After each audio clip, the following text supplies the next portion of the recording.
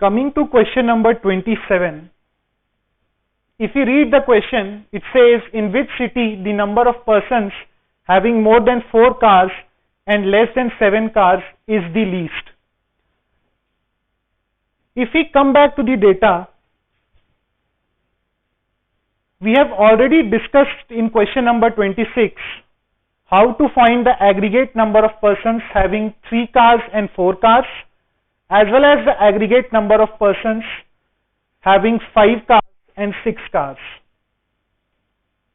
Question number 27 asks for the same thing. It says number of persons having more than 4 cars and less than 7 cars.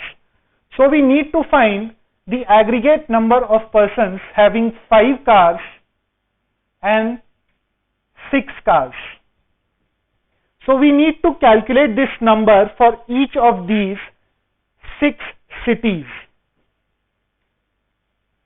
The aggregate number of persons who have exactly 5 cars and 6 cars can be calculated if the data given for C